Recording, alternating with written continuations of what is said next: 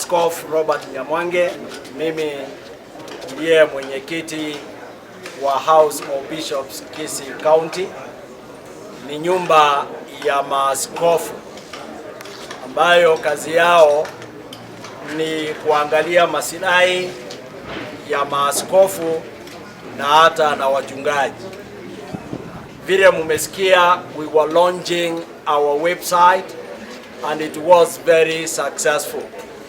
Bali pia kwa niaba ya nyumba hii kuu ya maaskofu kutoka mji wa Kisii, tunataka kunena ya kwamba vile tumekaribia msimu wa siasa, maana ni miezi michache tufike 2027 wakati tunaenda katika general election.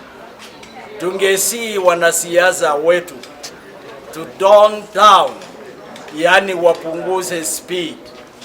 Tunaomba amani, hata wanapotembea tunaomba amani, hata wanapozungumza tunaomba amani. Vita na furugu sio za Mungu. Vita na furugu asiandamani na neno la Mungu.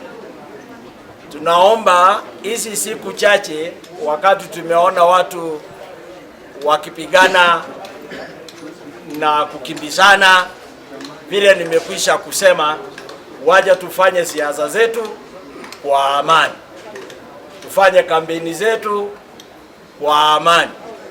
Tujue ya kwamba unapoenda kwa street kupigana, umeacha bibi nyumbani na watoto.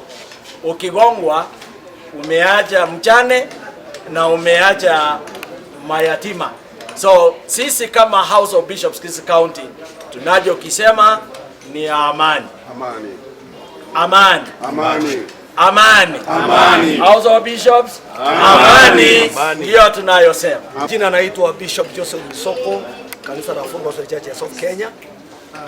Siku ya leo tumekutana hapa kama nyumba kuu ya maaskofu hapa kwetu Kisii County, na nia yetu kubwa siku ya leo tulikuwa tuna launch website yetu ambayo inazungumzia maslahi ya maaskofu katika county yetu ya Kisii. Vizuri, maana tunashukuru yale tulikuwa tunazungumzia, tumeona Mungu ametusaidia na tumemaliza vizuri.